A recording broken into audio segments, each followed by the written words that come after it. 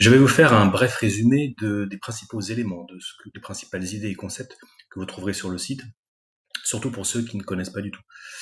Alors, pour commencer, qu'est-ce que l'hypnose régressive assistée? Quelle définition je pourrais vous en donner?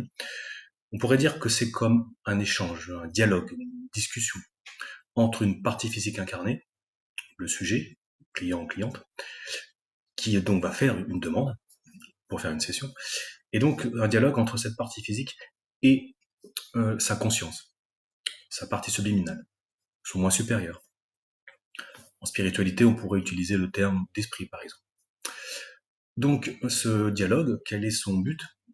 Bien, c'est tout simplement de venir accompagner cette conscience, cette partie subliminale, à s'auto-libérer elle-même, pour qu'elle retrouve sa souveraineté. Donc, parenthèse, vous verrez dans une autre vidéo quelques définitions pour clarifier un petit peu tout ça, et surtout ceux qui ne connaissent pas du tout.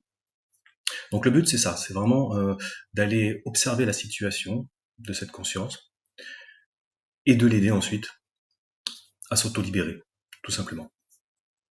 Pourquoi hypnose régressive assistée? Tout simplement parce que c'est un travail en binôme. Moi, je suis l'opérateur de support, je collabore avec mon télépathe Rudy, et je vais donc mettre Rudy en hypnose, en état de modifié de conscience, puisque lui a cette capacité, comme tous les télépathes, à consciemment passer en onde cérébrale θ, et donc il peut donc ainsi accéder dans les plans subtils, au niveau de la conscience, et accéder donc aux informations dont on a besoin pour vraiment faire ce travail d'accompagnement. Donc voilà pour cette définition. Une autre question importante, d'où vient cette méthode? Alors c'est pas l'hypnose régressive, c'est pas quelque chose qui vient de sortir du chapeau comme ça il y a quelques années. Au contraire, les origines remontent à il y a plus d'un siècle. On pourrait même dire déjà au XVIIIe siècle, vous verrez sur le site, pas rentrer dans le détail. Au XVIIIe siècle, vous avez le docteur Mesmer qui déjà va poser des bases, au niveau déjà de la théorie, poser des bases en hypnose. Par la suite, il faudra attendre quand même le début du XXe siècle.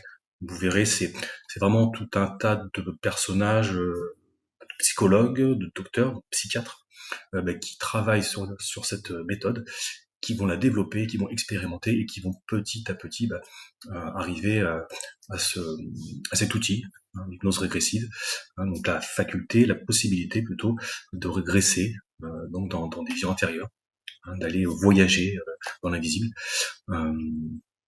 Voilà, je ne vais pas vous en dire plus, mais sachez qu'il y a vraiment des bases scientifiques solides et plutôt anciennes. Autre question très importante, pourquoi faire une session d'hypnose régressive? À quoi ça peut vous servir? Alors il y a différents profils. Le profil le plus courant, celui qu'on va vraiment retrouver le plus, c'est la personne qui tourne en rond, qui tourne en boucle, en fait, tout simplement, avec bien souvent des problèmes de santé, plutôt chroniques, et voilà, la personne ne trouve pas de solution malgré tout ce qu'elle a pu tenter. En général même d'ailleurs, il y a plutôt une tendance au fil des années parfois à s'aggraver. Mais bien sûr, ça peut être aussi des problèmes au niveau professionnel, dans ses relations amicales, etc., amoureuses. Voilà, c'est très large. La personne aussi peut être bloquée, être freinée, entravée, toujours voilà aussi elle tourne en rond, rencontrer les mêmes problèmes, tout simplement, les mêmes obstacles, elle est freinée, elle est entravée. Ça aussi, c'est les blocages, c'est quand même très important. À côté de ce profil, il y en a un deuxième, c'est un petit peu le contraire. C'est-à-dire que la personne, a priori, sur le papier, elle a tout ce qu'il faut pour être heureuse, donc que ce soit le travail, la famille, les relations, etc., même la santé. Mais sauf que, en fait, elle est très très mal, et elle a l'impression que sa vie n'a plus de sens, que sa vie lui échappe, elle est vidée, elle est dans un état quasi dépressif. Voilà, donc là, bien entendu, la personne se pose des questions, ne comprend pas et cherche des solutions. Un autre profil un peu plus spécifique, le troisième, ça va être une personne qui ressent des choses, qui a des perceptions, qui a des facultés, qui peut avoir vécu des expériences dites paranormales, surnaturelles, qui sont normales et naturelles, mais en tout cas, voilà, elle peut se poser des questions, et elle cherche là aussi à comprendre, elle cherche des réponses, et donc elle a cette curiosité d'aller en quelque part, d'échanger avec sa conscience pour voir un peu le pourquoi du comment et qu'est-ce qui se passe dans l'invisible. Alors au-delà de ces 3 profils, en fait, c'est très, très large, encore une fois, très vaste, hein. C'est quasiment, je dirais, illimité, hein, les raisons pour faire une session. Donc vous allez me dire maintenant, qui peut faire une session?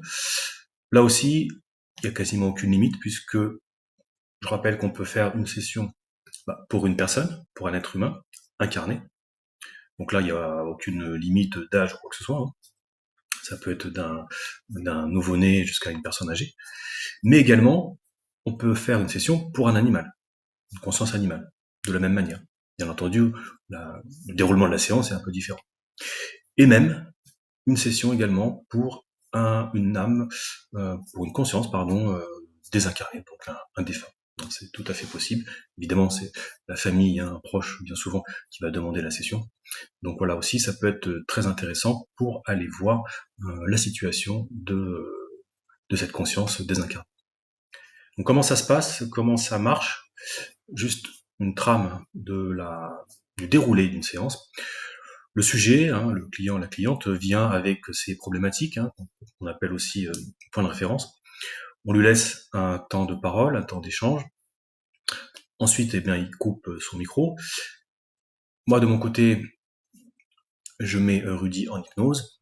Et donc, Rudy va entrer dans l'espace subliminal de la conscience, va se connecter à la conscience de la personne, et puis donc faire le travail étape par étape.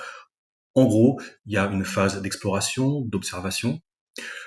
Ensuite, on accompagne, on aide la conscience à faire, entre guillemets, le nettoyage et à retrouver, à se désinterférer, en fait, à retrouver voilà, son espace propre.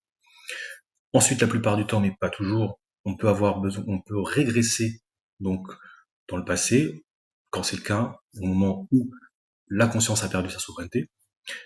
Et la 4e étape, une fois que c'est fait, sur cette nouvelle ligne de temps, encore une fois, c'est pas systématique, mais ça quand même assez souvent, on peut donc, c'est une étape plutôt d'optimisation, de vérification, hein. Donc là, c'est aussi la conscience qui le fait avec notre accompagnement.